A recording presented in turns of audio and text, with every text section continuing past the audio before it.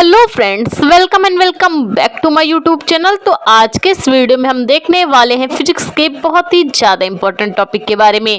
तो टॉपिक आप देख सकते हैं, टॉपिक है आपका गोलीय अवतल पृष्ठ पर अपवर्तन का सूत्र आप कैसे ज्ञात कर पाएंगे। तो सब कुछ बताएंगे वीडियो में, तो वीडियो को पूरा लास्ट तक देखना ताकि आपसे कोई भी इंफॉर्मेशन मिस ना हो। ठीक है, तो इसके लिए क्या करेंगे, हमने एक अवतल पृष्ठ लिया है, एक अवतल पृष्ठ लिया है जिसमें क्या है, अंदर की ओर है सघन माध्यम, बाहर है विरल माध्यम।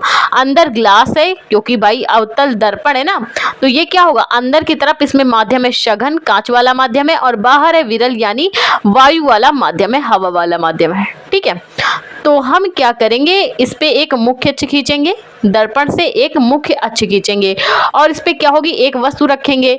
तो जब वो पहली आपतित किरण जाएगी तो क्या होगी, मुख्य अक्ष के समांतर निकल जाएगी। पहली आपतित किरण मुख्य अक्ष के समांतर निकल जाएगी। ठीक है, इस प्रकार मुख्य अक्ष के समांतर निकल जाएगी और दूसरी जो आपतित किरण जाएगी वो जाएगी और दर्पण में टकराएगी। अब जब दर्पण में टकराएगी आपतित किरण तो क्या होगी, परावर्तन के पश्चात थोड़ा दूर हट जाएगी, परावर्तन के पश्चात थोड़ा दूर हट जाएगी। तो देख सकते हैं आप, आपतित किरण जब विरल माध्यम से सघन माध्यम में गई तो इसे सीधा जाना चाहिए, जो डॉटेड लाइन है उस तरफ जाना चाहिए, लेकिन परावर्तन के पश्चात क्या हुई, थोड़ा सा विचलित हो गई, उधर घूम गई। ठीक है, तो इस पॉइंट पे जहां पे ये घूमी है वहां से हम क्या करेंगे, इस पे एक लंब डाल देंगे। इस लंब का नाम है MN। ठीक है, एक लंब डाला जिसका नाम है MN, और जहां पे दर्पण से मुख्य अक्ष है वहां पे इसका है मुख्य फोकस। मुख्य फोकस या ध्रुव, क्या कहते हैं, ध्रुव। जहां पे मुख्य अक्ष से मिलाने, दर्पण को मिलाने वाली बिंदु को हम क्या कहते हैं, दर्पण का ध्रुव। ठीक है, तो जो ये जा रही थी रेखा, जिस एकदम सीधा जाना चाहिए था, तो उसे खींच के हम क्या करें, वो अगर हम उसका प्रतिबिंब देखें, जो डॉटेड वाली लाइन का है उसका अगर हम प्रतिबिंब देखें तो वो वास्तविक प्रतिबिंब है, और इसको हम खींच के क्या ले आएंगे, इसका एक आभासी प्रतिबिंब I बना लेंगे। और जिस तरफ रेखा विचलित हुई है, जिस तरफ रेखा विचलित हुई है परावर्तन के पश्चात, उसको खींच के हम क्या करेंगे, वक्रता केंद्र बना लेंगे। ठीक है, तो देख सकते हैं आप, एक वस्तु थी, दर्पण से टकराई, अपवर्तन के पश्चात मुड़ गई। तो हम क्या करेंगे, जो OIC आपके कोण बने हैं इनको हम क्या करेंगे, अल्फा बीटा कोण नाम दे देंगे। आपका जो परावर्तन वाला, आपका जो वक्रता केंद्र है C, उसको हम क्या कर देंगे, अल्फा नाम दे देंगे। इसको हमने अल्फा नाम दे दिया, I को बीटा और O को क्या नाम दे दिया, गामा नाम दे दिया। ठीक है, तो आप जानते हैं, आपने भी पिछले वीडियो में देखा था जब हमने क्या किया था, अवतल पृष्ठ पर फोकस दूरी के लिए संबंध निकाला था, तो उस पे क्या था, वक्रता केंद्र और जो प्रतिबिंब है और वस्तु की दूरियां क्या थी, अवतल में क्या होती, सारी दूरियां ऋणात्मक नापी जाती। चिन्ह परपाटी के नियम से अवतल की सारी दूरियों को हम ऋणात्मक मानते हैं। ठीक, ऋणात्मक मापते हैं। और उत्तल में क्या होता है, जो बाईं ओर है उसे हम ऋणात्मक, बाकी जो उस साइड है दाहिनी ओर उसे धनात्मक लेते हैं। तो रचना आप देख सकते हैं, माना एक गोलीय अवतल पृष्ठ है, माना एक गोलीय अवतल पृष्ठ है जिसके अंदर सघन माध्यम है और बाहर की साइड विरल माध्यम है। इसके बाईं ओर एक वस्तु O स्थित है। जब आपतित किरण O से जाती है तो सबसे पहले मुख्य अक्ष के समांतर हो जाती है। जब पहली आपतित किरण जाती है O से तो मुख्य अक्ष के समांतर हो जाती है, और जो दूसरी आपतित किरण जाती है दर्पण से टकराकर परावर्तित हो जाती। परावर्तित होकर क्या हो गई थी, विचलित हो गई थी, मुड़ गई थी, थोड़ा सा दूसरी दिशा में हट गई थी। उसे हम क्या करेंगे, जो परावर्तित हुई थी उसे हम खींच के वक्रता केंद्र से जोड़ेंगे, और जो जहां किरण जा रही थी, जिस ओर उसे जाना चाहिए था, उसे हम प्रतिबिंब से जोड़ेंगे। तो O से C तक का जो कोण है वो वहां पे क्या कोण बन रहा है, I, यानी कि आपतन कोण बन रहा है। O से C तक क्या बन रहा है, आपतन कोण I, क्योंकि यहां से क्या गई थी, आपतित किरण गई थी, आपतित किरण गई है ना, और परावर्तन के पश्चात मुड़ गई है, और जो परावर्तन के पश्चात मुड़ी है उसी को खींच के हमने क्या बनाया, वक्रता केंद्र बनाया था।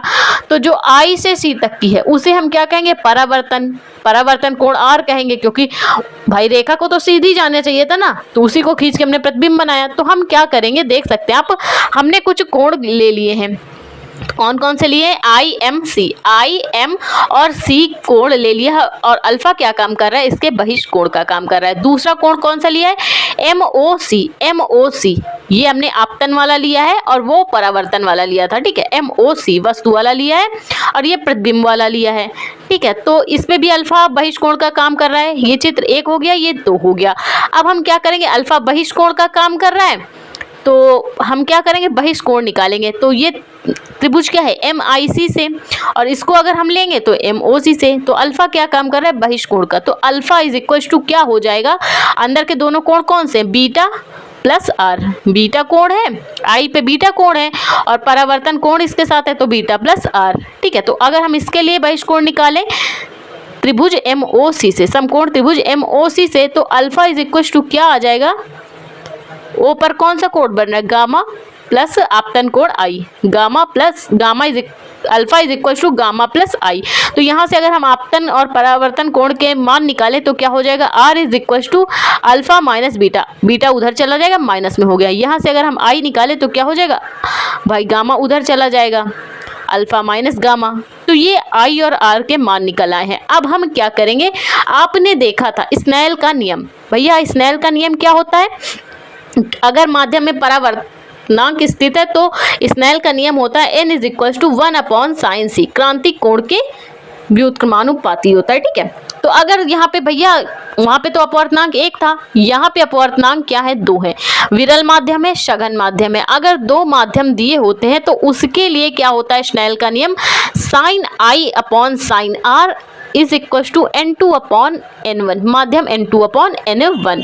ठीक है, तो आपने देखा था जब अपवर्तन का नियम तो साइन आई यानी आपतन कोण और परावर्तन कोण का जो अनुपात होता है वो नियत होता है। ठीक है, ये अपवर्तन का दूसरा नियम है। ठीक है, तो sine I upon sine R is equal to n2 upon n1, इसका हम क्या करा लेंगे, तिर्यक गुणा करा लेंगे। ठीक है, इससे पहले हम क्या करेंगे, मान लेते हैं आई व आर जो आपतन और अपवर्तन कोण है इनके मान बहुत छोटे हैं, इनके मान जब बहुत छोटे हैं तो हम क्या लिख सकते हैं, साइन आई को किसके बराबर, आई के बराबर लिख सकते हैं और साइन आर को आर के बराबर लिख सकते हैं। ठीक है, और अब इनका हम करा लेंगे तिर्यक गुणा साइन आई के साथ n1 का और साइन आर के साथ n2 का, और जो हम मान आएगा आई और आर उसमें जो मान है साइन आई और आर का वो रख देंगे। तो यहाँ पे हो क्या जाएगा, साइन आई n1। ठीक है, तिर्यक गुणा करा रहे हैं ना हम ऊपर, तो यहाँ पे क्या हो जाएगा n2 साइन आर, और साइन आई और साइन आर की जगह साइन आई और आर के मान रख लेते हैं। तो यहाँ पे क्या हो जाएगा, साइन आई की जगह आई और साइन आर की जगह आर हो जाएगा, n1 I is equal to n2 R. ठीक, तो ये मान आ चुके हैं, इसको समीकरण 1 नाम दे दिया।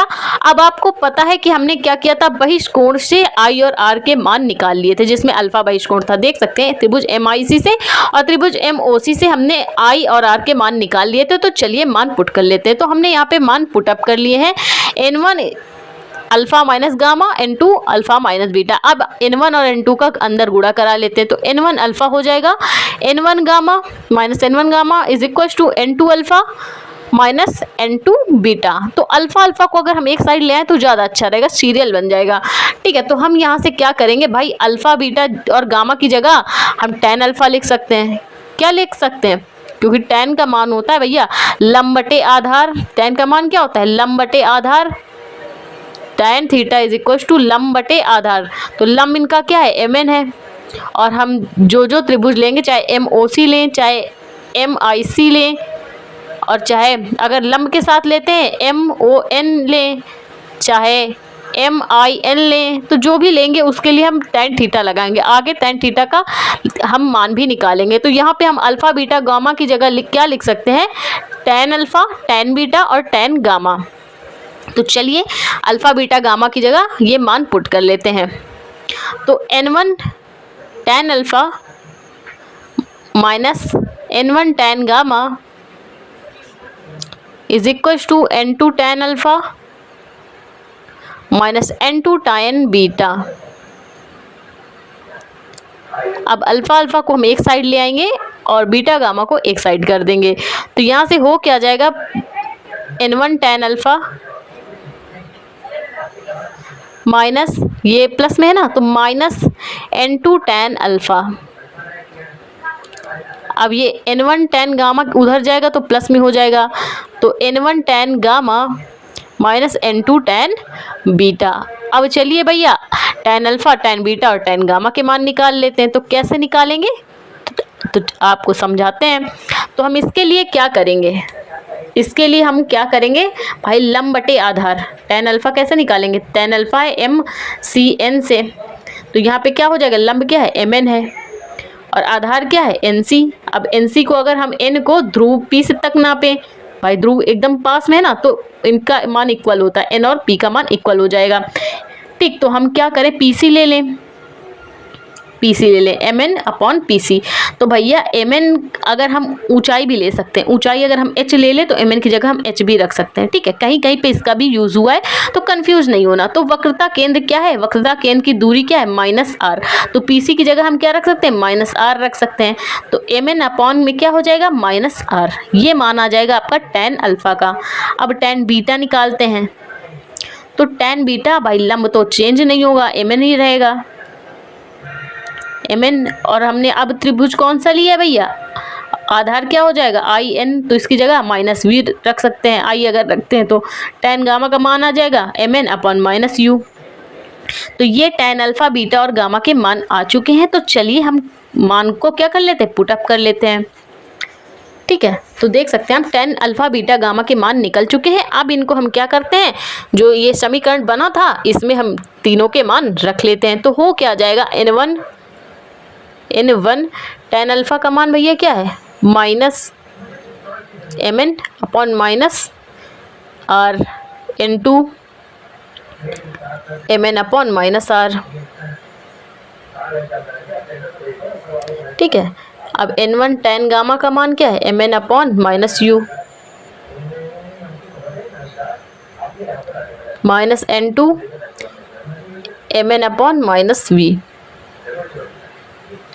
तो दोनों साइड भैया क्या है, mn है, तो mn को हम हटा देंगे, चाहे डायरेक्ट हटा दें चाहे कॉमन लेके बाहर कर दें। तो हम यहाँ पे डायरेक्ट हटा रहे हैं, यहाँ पे h भी हो सकता है। ठीक है, अगर जो लोग दूरी लेते हैं h, तो h को भी हम ऐसे ही हटाएंगे। ठीक है, तो अब मान क्या निकल के आएगा, n1 -r, n1 upon -r।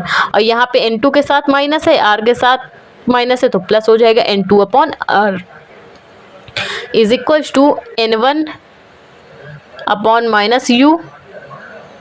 और यहाँ पे क्या है, n2 के साथ माइनस लगा है, -v है, तो प्लस हो जाएगा -n2 अपॉन v। ठीक है, अब हम क्या करेंगे, अब ये जो n1 n2 है, यहाँ से क्या करेंगे भाई, दोनों में हर क्या है, r है, तो r को हम r का ले लेंगे एलसीएम, और जो प्लस में उसको पहले करेंगे, जो माइनस रहेगा उसको बाद में, n2 माइनस n1। तो यहाँ पे क्या हो जाएगा, n2 upon v minus n1 upon u। अब इसको थोड़ा और सीरियल से कर लें तो और ज़्यादा अच्छा इंप्रेशन पड़ेगा। तो n1 अपॉन v,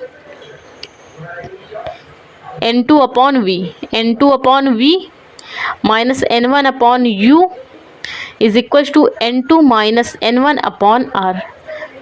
तो ये गोली अवतल पृष्ठ के लिए फॉर्मूला हो चुका है प्रूफ। तो आई होप आपको ये वीडियो समझ में आया। समझ में आता है तो प्लीज़ वीडियो को लाइक और हमारे चैनल को सब्सक्राइब करें। Thank you for watching this video.